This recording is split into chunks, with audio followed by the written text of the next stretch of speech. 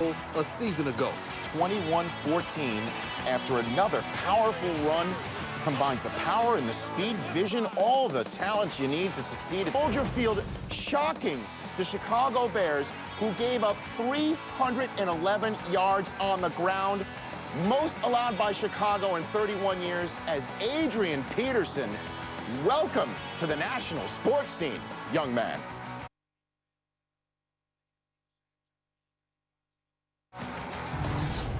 Through these weeks, each week I have just got comfortable and more comfortable, with the speed of the game and just adjusting, to the speed of the game. When I just take off full speed, really just missing the big opportunities. So it's really the little detailed things that had changed. So all Adrian Peterson did in his 5th career game is set the Minnesota franchise rushing record, the most rushing yards ever run against the Chicago Bears. And in his first 5 career games, 607 rushing yards, the second most since 1970, when ED is the only guy in front of him with 645 yards. And I was sort of, joking at the top of the show, if he keeps this up, we're going to know him by his initials, AP. He's known apparently as AD because that stands for all day, because he can run all day. It seemed like it today. Well, you got a guy, and talking to his coaches, he's developing his skills as a receiver and in pass protection, but as a true runner, boy, he's got it. He shows the little things he talked about, putting the ball in the proper hand when he's running against traffic. Great vision. He sees things. He runs with patience. He makes the cutback when he should. And the thing that was impressive today was his endurance and stamina. That's what you're talking about, AD. He seemed to get stronger as the game went along, and he got big plays in that second half. One thing to hear from a coach, but it's another thing to hear from a player that plays with him. Chester Taylor, the running back who shares time with this guy, said he's flat out phenomenal. He has the vision of a Marshall Faulk. Can I give some love to our NFL? Go for it. Yeah, please do. The vision of a Marshall Faulk, the power of a Terrell Davis. I think he has the speed of an Eric Dickerson. Let's just pray he has the endurance of an Emmitt Smith. And I want Marshall to take this guy in the offseason, just spend a week with him, work with him, teach him how to catch the ball out of the backfield, and I think he would have the total package. He could do it here on the set. You think so? We'll host that. We'll host that. And in case anybody is still wondering who Adrian Peterson is, the Who Is program, who is Adrian Peterson? Yeah, the programming department's all lined up for this. Why not? Who is Adrian Peterson? Thursday, 9 Eastern time. And with all due respect to the Vikings, it's been a long time since they've been must-see TV. Next week, they're at the Cowboys with Adrian Peterson. That'll be a good one. The New Orleans Saints capping off the NFL game day on Sunday night at Seattle, which was coming off a 21-0 shutout in Pittsburgh. And things started horribly for Seattle after they go 3-and-out in their first series. The punt winds up rolling around on the ground off the snap, and Pierre Thomas dives in the end zone, and that's a great way for a struggling Saints squad to start the game off. And then they get the ball when Drew Brees hits David Patton, and it's rolling around a whole bunch of Seahawks, and who comes out with it? Eric Johnson, the tight end for the Saints. Who wants it more? That's a good big question. Play by Eric Johnson. Four plays later, Reggie Bush looked like he wanted it more on this night. 19-yard gain. Reggie running inside, running hard, running successfully. Second quarter, same drive, 1st and goal. It's Brees connecting with Johnson, touchdown. Saints up on the Seahawks 14-0. Then they get the ball back again on their next possession. It's Brees off the quick game, 17-yard gain. 2 plays later from the Seattle 41, it's Bush again off the pass. 12-yard gain. He finished the half with 9 carries, 88 yards, 5 receptions, 42 yards. Very productive. It looked like he was playing last year's stuff without Deuce McAllister. Very productive. I like the way their offense moved the club. And here comes Lance Moore on the end around to cap off the drive. Saints up 21-0, which means Seattle's now been outscored 42 straight unanswered points at that point in time. It was 28-10 at the half when 3rd quarter, Matt Hasselbeck, in the 4th quarter, is trying to get things going with Bobby Ingram. 27 yards, next play, steps up, flip it to Nate Burleson. 22-yard touchdown, and it's a 28-17 score. As Burleson sneaks right in on that pylon, you got to bring the ball inside the pylon this year for it to be a score, and that was it. Next possession, it's 28-17. Can Hasselbeck start the comeback? That's a duck. Somebody let up on that pass play. Josh Bullock takes the gimme pick as Matt Hasselbeck is bumming a second consecutive head-scratching loss for the Seattle Seahawks and a big-time road win, the first win of the year, the first win for the Saints since last year's playoff game at home against the Philadelphia Eagles. They win 28-17. It's Holmgren's first loss in 6 games versus New Orleans all time. The New Orleans defense chiming in with 5 sacks after just 1 in their first 4 games. Still to come here on NFL Game Day, LaDainian Tomlinson scored and kept on scoring. Well, he is playing against the Raiders, who he loves to torch. Highlights ahoy.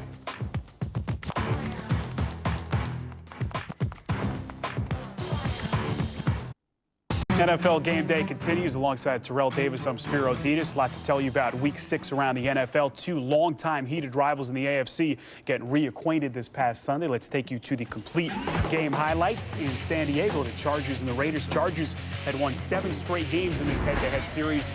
LT getting himself ready. Chargers opening drive. 2nd and 3 from their own 46. LT's gone 23 yards and a first down.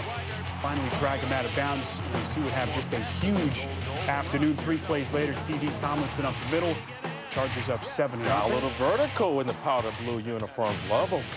San Diego, 3 plays on their ensuing drive. Tomlinson here, 27 yards, his 2nd touchdown of the day. San Diego up 14-0. Good things happen when you give the ball to number 21. Second quarter, 3rd down play for Oakland. Phillip Rivers across his body. He's picked off by Thomas Howard. He's going 66 yards for the touchdown. Howard starts high-stepping at about the 30-yard line. He's doing a Deion Sanders. Raiders would cut the lead there to 14-7, and maybe we had ourselves a football game. Second half, Chargers opening drive. It's Rivers to Antonio Gates, able to thread the needle. Gates, 3 catches, 58 yards on the afternoon. San Diego has something going early second half. 5 plays later from the 13, it's LT to pitch 13 yards to pay dirt. As the Chargers 21-7, and you just felt the wind leave that Oakland balloon at that point. You see the number on LT as his remarkable career continues. 4th quarter, Dante Culpepper surveys that San Diego defense and finds Ronald Curry for 18 yards. Oakland had a chance to kind of give up in this game, but they just kept fighting here. 4 plays later, Culpepper play action to Zach Miller, and that would cut it to 21-14, but just too much LT on this day.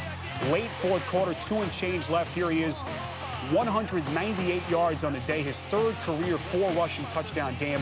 As that one right up the sideline. San Diego winning is 28-14, so the Chargers, after that very slow start, has fought their way back to 500, 3-3. They will have a bye next week. As you see some of the final numbers, Oakland now falls under 500. They are 2-3. Monday Night Football from Atlanta, the Giants and the Falcons hooking up in the ATL. Peyton Manning, or Eli Manning, I should say, 0-2 with the Giants to start. They had come in winners of 3 straight. Bobby Petrino, Algie Crumpler having some words earlier in the week, trying to put those distractions behind them. 1st quarter, Giants opening drive. They're down 3-0 at this point. Manning to Plaxico Burress for the first of many hookups. He's looking like big brother Peyton on this drive with this nice little throw to Amani Toomer. 5 plays later, the connection with Amani for the touchdown, as the Giants would open up a 7-3 lead. Falcons ensuing drive, Jarius Norwood right through the teeth of that. Speed to go with it. You are not going to catch him once he gets out into the open. He just has much too much speed. Boy, he had Aaron Ross dizzy on that play. Falcons back in front 10-7. Boy, this was a fun game early. These 2 teams fighting back and forth. 2nd quarter, Giants up 14-10 after they retook the lead, and they're looking for more. Manning slings it downfield. Plaxico just wide open. Giants up 21-10. Very nice play action by Eli. Plaxico Burress just beats the defenders deep, and Eli puts it right on him. Manning at one point 11 straight completions, a career high. Still in the first half, Atlanta, Joey Harrington just not giving their quarterback much of a chance. Antonio Pierce the sack and a loss of 10 yards. Giants defense put pressure on Harrington pretty much the entire second half. Giants 4 sacks in all. Second half now, Manning will try to work on D'Angelo Hall, and Terrell, you don't want to do that too much. His confidence level was up there when he tried to throw this ball. You know, D'Angelo's probably one of the best cover corners in this league, and he's definitely showing you why on this play right here. But really a microcosm of the kind of season it's been. They are unable to do anything with this turnover and pick by D'Angelo Hall. Atlanta would be forced to punt. Later, 4th quarter, same score. Giants, they just gave Manning way too much time, and when he wasn't throwing interceptions, he was finding his targets down the field. Amani Toomer here becomes the Giants' all-time receptions leader, surpassing his former teammate Tiki Barber. Career reception number 587. Giants would settle for a field goal of 24-10, and then later in the fourth quarter, it's all Giants at this point as they just pour it on. Derek Ward from 9 yards out. Giants laughing their way to a 31-10 victory. They have won 4 straight games. And an interesting note, last 12 times these two teams have met, the road team has won every time. That is the longest such streak in NFL history, as the Giants now 4-2. We mentioned Atlanta, their first 1-5 start since 2003. And TD, you know, this result in Atlanta, coupled with the Cowboys losing for the first time in the NFC East, gets a whole lot makes things a lot more interesting. I mean, the Giants, they look like a very good football team, opposed to their first 2 games. They're 0-2 out the gate, giving up way too many points on the defensive side of the ball. Now they've calmed down. Their offense looks more steady right now. Defense is really locked down on teams.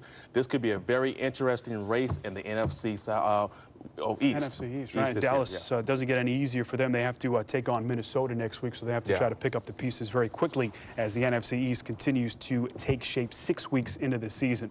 Still much more to do here on NFL Game Day. Rich, Steve, and Dion taking you through all the action from the AFC South, including the Jags and the Titans looking to stay on a roll. It's all coming up next. Stay with us.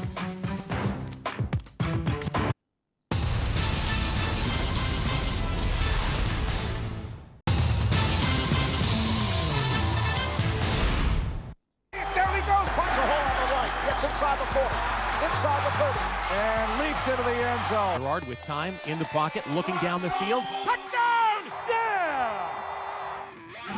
Only one division in football entered the Week 6 game day with every team over 500. That's the AFC South, and 2 teams playing each other in Jacksonville, Houston, and the Jaguars. Fred Taylor busting loose. He still has it. 76-yard run for Fred Taylor. And Jacksonville's threatening, and that led to a field goal attempt to tie the game. A 27-yard chip shot from John Carney is good. We're tied at 3. No, we're not. Going Personal foul, a face mask on Moreeeee Williams. Yanks the right here. Opponent down here. Check it out. That's a takedown. And so now in comes John Carney, Noonan. And Jacksonville gets no points out of this drive. Still down 3-0 when Matt Schaub rolling out to the right, directing traffic. Throwing nicely. Crosses body to Owen Daniels. Good job buying some time, leaving the pocket, remaining a passer. 2 plays later, he finds Andre Davis, the only healthy Andre catching balls currently for the Texans. It's called a touchdown, but after further review, it appears Davis fumbled the ball before he got across the goal line, and that is Doesn't break the plane. the case. And that is a touchback and Jacksonville football. Second quarter now. It's 6-0 Houston. David Garrard to Dennis Northcutt, 15-yard gain. 5 plays later, Garrard hits a wide-open Jackson DeVille. Nice hand. Good catch. Thumbs out catch. Elbows in. Excellent technique. 6 plays later, 3rd and goal. David Garrard hits a wide-open human beings. George Wrightster with the touchdown, and then the ensuing kickoff's onside, Steve. Oh, you gotta love this. You gotta love this. Jack Del Rio goes up 7-6, and he says, "I'm gonna do something outrageous. How about a surprise onside kick, John Carney?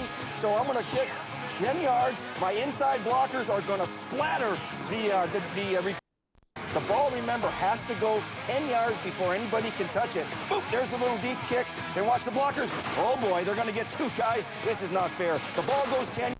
The kicker just conveniently falls on it. Very well executed play. This leads to a field goal and a halftime lead. Yes, it does, Steve, and it almost led to them running out the clock on the first half, taking up the last 9 minutes of the first half. Maurice Jones-Drew busting for 27 yards. That led to that field goal you're referring to. And in the 3rd quarter, David Garrard on 4th and 4. Jacksonville goes for it on the Texan 28. Jack Del Rio's fired up over the conversion. Then 4 plays later, David Garrard hits Reggie Williams, touchdown. 16-6 Jacksonville. Look at the time of possession that they had. 34 of 37 plays they ran at one juncture of the game. Solid football here. Hasn't thrown an interception yet this year. And Maurice Jones-Drew takes that one, 25-yard gain. He's gives a little pop at I like a physical little fella. Then 4 plays later, here comes Mighty Mouse again. 7-yard touchdown. Young namaste, my friend. What was that? That was a little Karate Kid, I believe. 23-9. It's 23-9 when Matt Schaub goes down. Paul Spicer sacks him. Darryl Smith picks it up, and he is gone. The Jacksonville defense chiming in to put Jacksonville up 30-9, going away.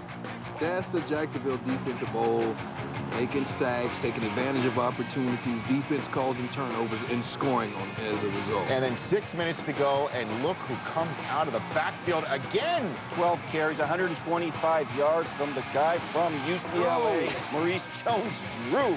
Literally stuck the landing right there. Jacksonville's off to a 4-1 start for the first time since 1999, out-rushing Houston 244-61. Fourth straight win after losing the season opener to the Titans. And next week, Monday Night Football at home against Indianapolis, while Houston hosts Tennessee. Speaking of, the Tennessee Titans are in Tampa Bay. Garcia taking on Vince Young. Second quarter, Titans driving. Young, in the scoreless game, hands off to Chris Brown, and Patrick Chukwura of Tampa Bay recovers. Next possession, Garcia throws up top to Michael Clayton. Nice catch, better movie. That led to a field goal. Garcia buying himself time, able to put it out there where Clayton could catch it. Young, next possession for Tennessee, throws for Roydell Williams, but finds Philip Buchanan. Hometown. Instead, Florida. Tampa Bay leads 3-0 at the half. It's 3-all in the third quarter. Young scrambles, a moment of trepidation as he pulls up lane, tries to stop himself, puts on the brakes. They called it an injured right quad. It's a hamstring. It's not a quad. Well, they called it a quad. Yeah, I don't know what. Sanders? Yeah, they call it what they want to. That's a hamstring. And he would not return. That's the game because your quad is hurt. Kerry Collins comes in his first play. They're coming out throwing. He converts it. This guy's got some experience now. This is not his Week out, this guy gets better and better with time. 69-yard reception, Bucks up 10-3, fourth quarter. Collins, 3rd and 9. Leading the comeback finds Justin Gage down the middle of the field. Vince Young now a mere spectator and loving it. Loving the play, probably. Tampa 2 defense, the weak spot is down the middle of the field. 3 plays later, Collins picked off by Rondé Barber. It's called a pickoff, even though it appears he's out of bounds. And after further review, Jeff Fisher throws the red challenge flag for a good reason. This is definitely 1 foot down, 1 hand, and 1 right buttock out of bounds. You're out. So the back still 2 plays later. Ballins to both Scaife for a first down on 3rd and 15, converting 3rd and longs. 2 plays later, it's Lendale White touchdown. We've got a tie game with a minute and change in Tampa. What can Garcia do with 1:05 remaining from his own 20? 3rd and 10. Garcia, you love this stuff, Steve. I know. Well, this guy, we've seen him in 3 Pro Bowls. He's on his way to another one. He has yet to throw an interception. Very steady, very methodical. Finds Ike Hilliard for a 28-yard gain. 2 plays later, Garcia eludes the rush. Finds Joey Galloway down to the 35. Time ticking down. 20 seconds to go. Needs a few more yards to get Matt Bryant within his range, and he finds Ike Hilliard for a 10-yard gain. Bring in Matt Bryant for a 43-yard game-winning field goal. Already. That wraps it up. 13-10. John Gruden and Jeff Garcia are winners, 4-2 in that NFC South. The Matt Bryant field goal, the 6th career game-winning field goal in the final minute or overtime. And as you said, Steve, no picks for Garcia in 144 attempts this season. We are still chock full of highlights as the Skins and the Green Bay Packers went out in Lambeau Field in a huge NFC contest. Do not go anywhere. You're watching NFL Game Day.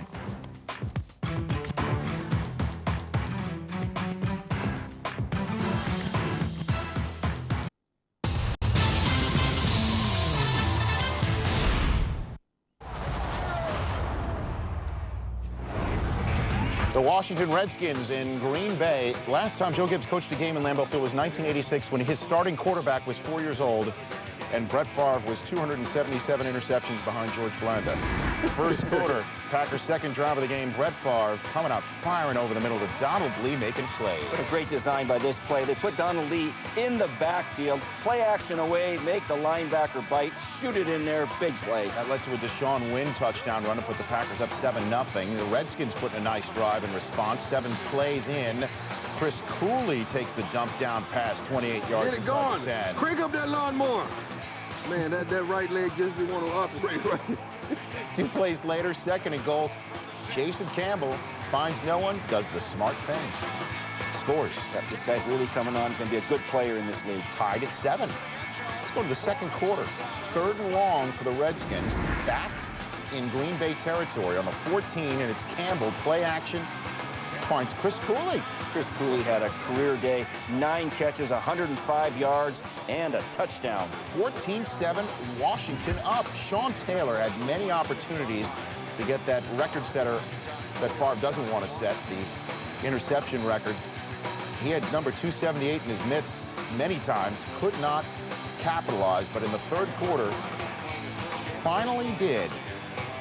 He intercepted 2 balls a day, but he dropped another 5 interceptions. So Favre would throw number 279 career interception later on in the game. As for the game, 3rd quarter, Santana Moss coming off of that injury, didn't play last week. This is a game changer. And he wished he didn't play this week, it seems, as he puts the ball on the turf. And Charles Woodson takes it 57 yards the other way to put the Packers in front with 2 minutes to go in the 3rd quarter. No doubt this is the turning point in this football game. Great strip before he gets tackled down to the earth. Pick it up now. Nobody touches it. Charles Woodson goes yard for the touchdown. Moss also had a couple drop passes, took himself out of the game later on. 4th quarter, Clinton Portis fumbles in his own end. A.J. Hawk hops on it as Atari Bigby lowers the shoulder and creates the turnover. 2 plays later for the Packers, Favre trying to convert. Looks for Bubba Franks in the end zone. It's not ruled a catch and force out. Looks like a force out to me. Fred Watch, Smoot going catch, for the ball, trying to make one a play. foot in, push him out, give him the touchdown. Didn't give him to him. And then Mason Crosby hits the upright. So it's still 17-14. Packers missing opportunities for points here. Usually that leads to a loss if you can't keep cashing in on opportunities. Campbell, Rowland finds Cooley in the flat, and the Redskins decide to go for it on 4th and 2. Favre trying to tell the Lambeau faithful, let's make some noise, and Campbell goes for Liddell Betts in the flat. He threw that ball way too premature. He should have given the route. Barnett. As Keenan McCardell's Wide open over the middle. slant. Redskins turn it over. They do have one last chance with 1:08 to go. 2nd and 10, but Aaron Campman shuts the door on the Redskins as Green Bay wins this game at home against a tough conference opponent. 5-1 Green Bay is for the first time since 2006, winning 9 of 10 dating back to last season. Favre improves to 4-0 career as a starter against the Redskins, whose 2nd half possessions, 5 punts, 2 fumbles, 2 lost on downs in the 2nd half as they get the Cardinals next week, and Green Bay heads to the bye at 5-1 atop that NFC North. And this is a big win for Green Bay, since many people saw what that happened against the Bears last Sunday night, and the Redskins coming off that high against the Lions. A big-time win for the Packers. Would you not agree? A big-time win. Anytime you win and then you have a bye, that's a good thing. You can sort of say, you know, we're feeling pretty good about ourselves. But the coaches will do a self-scout this week and say, what are we good at? What are we not so good at? And obviously, they're playing good defense. Those corners allow them to do whatever they want to do. And on offense, they're relying a little bit too much, in my mind, on Brett Favre in the passing game. Find a way to run the football, whether you have to spread them out or pound it out. You got to find a way to run the football in Lambeau to make a playoff run. What I like about the Packers is they're able to stop the run because they have 8 men in the box. Wow. Why Al Harrison? I can't understand why this guy has never gone to the Pro Bowl. He's the only cornerback in the NFL who takes the #1 receiver on the opposing team week in and week out and bump and run and mans him up. And Charles Woodson is back to his old form. Let me tell you something. They dropped 5 picks today. Sean Taylor did. Moss fumble, Portis fumble. That could have changed the whole complexity of the game. But I do like the defense for the Green Bay Packers. As the Packers improve to 5-1, like the Dallas Cowboys, that week after Thanksgiving, Thursday night here on NFL Network. Not looking too shabby. Ooh, that's right. Is it not? Yeah, that's right. I got a home game. Yeah, you do have a home game. In the meantime, the agony of defeat for teams that needed to win desperately and didn't get it Sunday.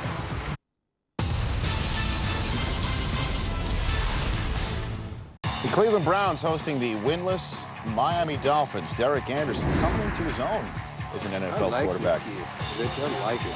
3rd and 11 finds Braylon Edwards I like this guy, too. Stands up strong in the pocket, tall kid, physical kid, not scared. Stands up there and faces the pressure week in and week out. And he hands off well to Jamal Lewis's replacement, Jason Wright, who scores to put the Browns up early 7-0 at 7-3. Nice check down pass to Jerome Harrison, another guy filling in quite capably for the injured Jamal Lewis. Gain of 15, 5 plays later. Derek Anderson, all 8 feet of him. Get in. Get in. Gets in the end zone. 14-3 Cleveland rocking. Second quarter now. Cleo Lemon playing instead of Trent Green, who's still hurt. Throws one right to Lee Bodden. The very next play, Derek Anderson comes in and goes for that jugular. You know, Derek Anderson throws 3 touchdowns in this game. Brady Quinn might end up on that bench for a little bit longer. Oh, the alley-oop to himself. How about that Braylon Edwards celebration? Himself over in Hawaii. 24-3, but we found out there is no quit in Cleo Lemon. He finds Marty Booker for a gain of 25, down 24-3. Right before halftime, hands off to Ronnie Brown. Nice second effort for a first down on 4th and 1. Then the next play, Cleo Lemon to David Martin. Touchdown, 24-10. Miami goes to the third quarter now, down 27-10. 3rd and 10, Cleo Lemon finds Ronnie Brown, gain of 12. Very productive, running the ball and catching the ball out of the backfield. He's the backbone of this Miami Dolphins offense. 6 plays later, there is no quit in Cleo Lemon. No, Cleo Lemon with 24 completions in this game for 256 yards. There is no quit in Cleo Lemon. Squeeze that lemon, and what do you get, Rich? A touchdown, 27-17. This is a ball game, people. Next Dolphin possession, a Ted Ginn Jr. sighting. No. Back in his native Cleveland, Ohio, where he played football for The Ohio State University. 32-yard gain. Next play, Lemon a handoff to Ronnie Brown. Gain of 11. 2 plays later, 2nd and goal. There is no quit in this Cleo Lemon. I'm serious.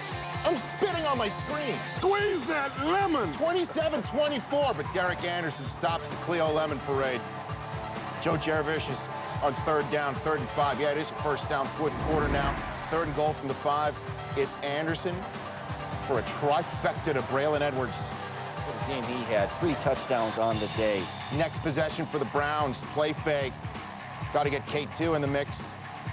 Gain of 15. Ooh. Next play. Anderson hands off to Harrison.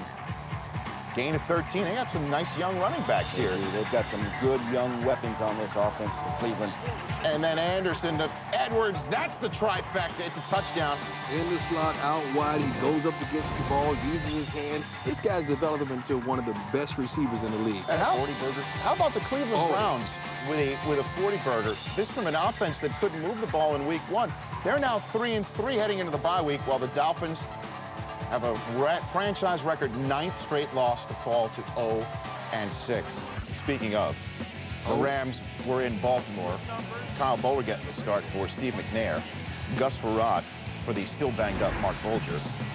And Farad, in the second quarter, down 6 points, rolling out, looking for Drew Bennett. There's Chris McAllister. Nipsey. Second interception of the game. Nipsey, huh?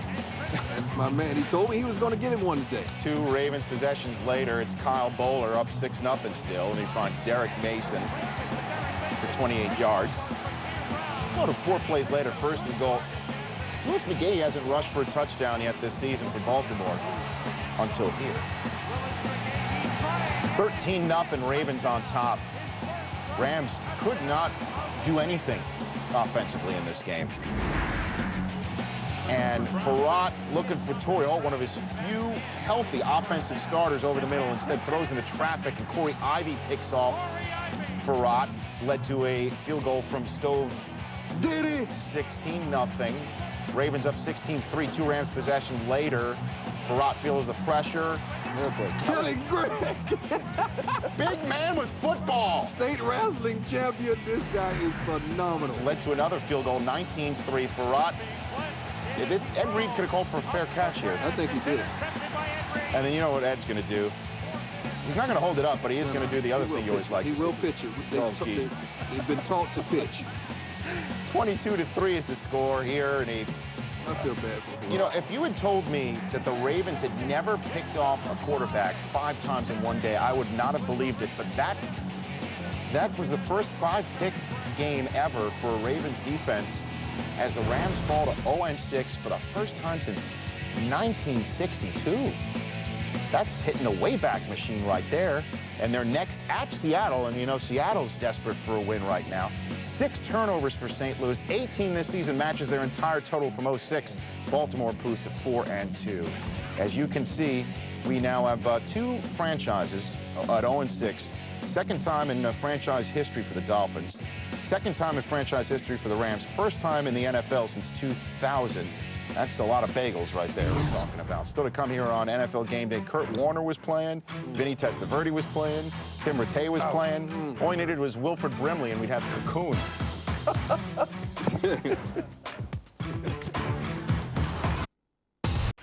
So Matt Leinart out for the season. Kurt Warner gets the start for Arizona against Carolina, which has Jake Delhomme out for the season. And even though David Carr looks fair right there, it would be Vinny Testaverde getting the start. Vinny Testaverde? 43 years and 335 days old, under center a week after watching NFL Game Day on his couch. He's now throwing passes on NFL Game Day. Picked him up 15 years ago. 2 plays after that pass to Deshaun Foster, there's Steve Smith from Testaverde. He's slinging it around. I don't care what quarterback it is, just get the ball to Steve Smith. 3 of 4, 21 yards in a drive that led to the Panthers' field goal.